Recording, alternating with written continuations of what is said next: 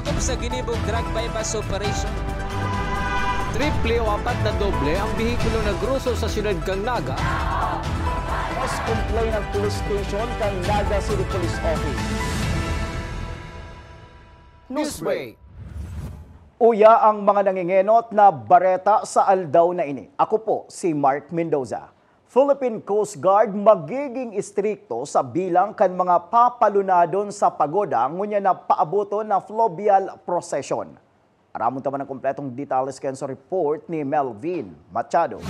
Sa aldaw na Sabado, iyon ang tradisyonal na fluvial procession, ang pagbalyo sa imahe ni Nuestra Señora de Peñafrancia paghali sa Metropolitan Cathedral, pasiring sa Basilica Minore. Ang pagoda na lulunadan kang imahe ni Nuestra Señora de Peñafrancia ang kayang mag-akomodar ning 200 na persona, kung kaya inisa na ang itutugot na palunadon kang Philippine Coast Guard. We only allow, sir, 200 person po.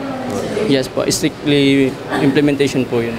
Hindi po tayo mag-allow po ng mag-excess po doon. Kasama na doon sa yung mga taga crew ng pagoda, mga taga Paltukon, and then yung Coast Guard po kasama na din po doon. And yun sa mga sasakay, meron silang allotted na tig-iisang? Yes po. We only provide 200 life jacket po.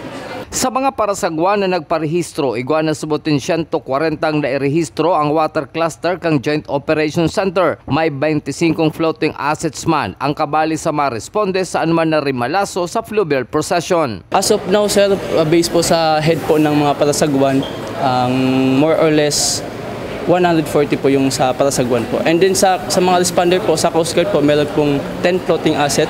And then other agency po na member po ng water cluster, meron po silang tag-iisa na floating asset. And then yung overall, sir, as of now, estimated pa lang, sir, hindi pa po final number po, final list. Meron po more or less 25 po sa mga responder po. Higot man na pagbabawalan na mag-iba sa fluvial procession ang mga yaon sa impluensya nin arak asin mga minor de edad.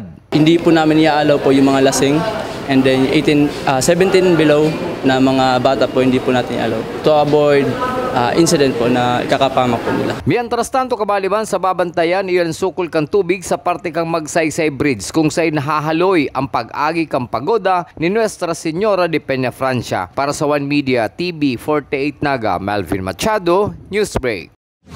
Mientras tanto, binilang ni Father Pablo Carpio kan Archdiocese of Cáceres ang pinagtugutan kang simbahan na makalunad sa pagoda sa fluvial procession ngunya na Sabado. Kabali digdi ang mga male catechesis hali sa manlain-lain na parokya para tukon miyembro kan Philippine Coast Guard kapadean. Alagad day pinagtagamahan nin slot ang mga dati ng pinagpapalunad na mga taga-media. Susog ki Father Carpio, mahalat ang mga taga-media kung may dai mag-abot hali sa mga parokya sakalang matatawan pagkakataon ang mga taga-media na makalunad sa pagoda. Ang inaabot na parish representatives, we have 93 parishes sa Archdiocese, plus may extra ang cathedral saka ang old shrine dahil tutig-tulo sinda. Then ang basilica, ugwa maning tulo, so 9, tawag yan, plus 6. So, 99 tulos kayan si mga parish representatives. Nangunan nga ni, mga male catechists. Ngunyan na taon, halangkawan si turnout kang parish representatives and institutions. Nag-abot more than 60 ay. And usually, dan kita nagkukua para may allocate sa ibang para kaya amay ang submission ninda as katong August 15 si deadline ninda. Tapos close me takaning makataonan ning allocations para doon sa iba. Ay, aside pa kayan, si mga obispo pala niyato, 8 yan. Tapos may diocesan representatives pa kita. So, ang number of allocations ta actually nag-aabot 275. So nagdidepende kita kayan na mapadara ka boss. So kunyan, dahil nasa 60 plus man o 60 plus si nag-abot na parish representatives, nagbawas kita duman sa ibang allocations. Padagos pa sa mga bareta, kinumpirmar ni Coast Guard Ensign Reynaldo Aringo Jr. ang hababaw na parte kan salog sa irarom kan tulay kan Magsaysay ang saro sa saindang babantayan ngunya na fluvial procession para dain na subuot mautro pa ang nangyari kang nakalis na fluvial procession na haloy nakabalyo ang pagoda sa Irarum Kantulay. May mga personahe subuot ang Philippine Coast Guard as in gabos na yaon sa water cluster na mataong giya sa pagoda ni Nuestra Señora de Peña Francia. First, sir, dun sa Magsaysay po, kasi medyo po mababaw yun. Pero meron po tayo dun naka-standby po mga safety marshal or safety, yung ano po namin, floating asset po namin na mag-guide po sa ating pluvial po, kung saan po sila dadaan. Asin yan ang mga bidang bareta sa aldaw na ini. Panagusan ng mag-antabay sa One Media TV 48 Naga para sa iba pang mga bareta. Ako po si Mark Mendoza. Diyos mabalos kang sa indong pagantabay. Dakop sa ginibog drug bypass operation. Triple o apat na doble ang bihikulo na gruso sa siyudad kang Naga. Mas complain ng police station kang Naga City Police Office. Newsbreak.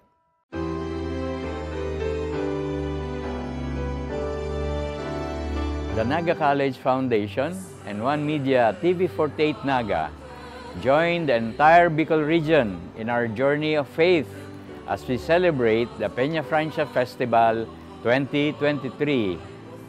May we be reminded of the profound theme that unites us this year, journeying with Ina in deepening our relationship with God in these challenging times.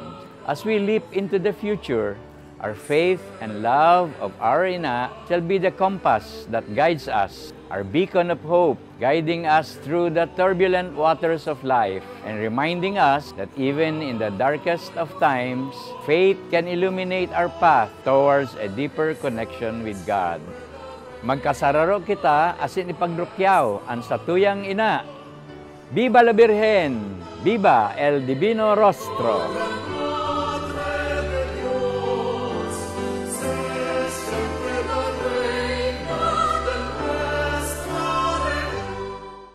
BMEG Premium, ang totoong premium feeds. Premium quality, gawa sa sariwang raw materials sa state-of-the-art feed mills with consistent high quality. Para hanggang 8 kilos ang dagdag timbang ng alaga. Yan ang BMEG Premium. Sa totoong premium feeds, mabilis na ang paglaki, mabilis pa ang kita. One Media TV 48 Naga Peña Francia coverage is powered by PLDT Home and presented by Naga College Foundation, home of the champions, leap into the future. And Jenna Trading, presyong maaasahan sa kalidad ng mapagkakatiwalaan with branches at Win-Win Mall, Grandmaster Mall, Iriga City, Nabua, Calabanga, Pili, Baao, Daet, Polangi, and Ligao. Gold Glofa Builders, Mr. Nonoy Villafuerte Magtuto.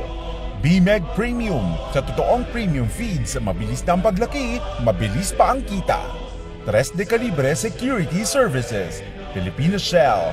Download the Shell Go Plus app now. Summit Hotel Naga, located at Robinson's Naga Complex, Naga City. For reservations, call 0998-888-7788 or visit www.summithotels.ph. Julia Outdoor Advertising. Call us at 0917-138-4930. Brought to you by Congressman Gabi Bordado, Tercer Distrito, Camarines Sur. Eternal Gardens, Naga City, a glimpse of heaven on a patch of earth. Naga Optical Clinic, your trusted companion to eye care. Lias Angeles Street, Naga City. Aguila Glass, the original and #1 windshield and auto glass supplier in the Philippines. Carl's Catering, the best food catering service provider in the Bicol region since 1990.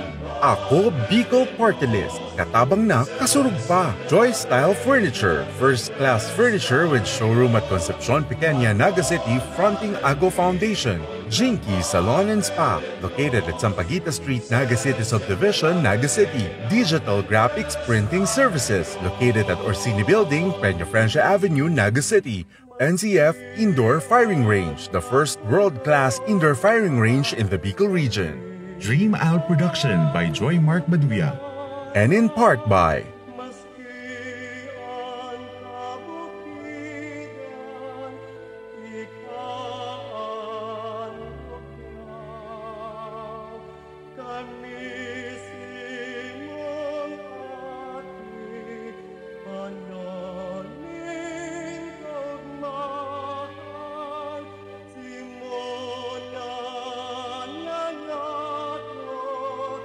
Ikaw May problema ka ba sa iyong paningin? May sagot tayo dyan. Naga Optical Clinic with modern apparatus, computerized eye refraction, wide variety of latest fashionable frames, special and custom lenses, contact lenses at mga sunglasses sa abot kayang halaga. Naga Optical Clinic, complete optical laboratory, eyeglasses made while you wait. Naga Optical Clinic,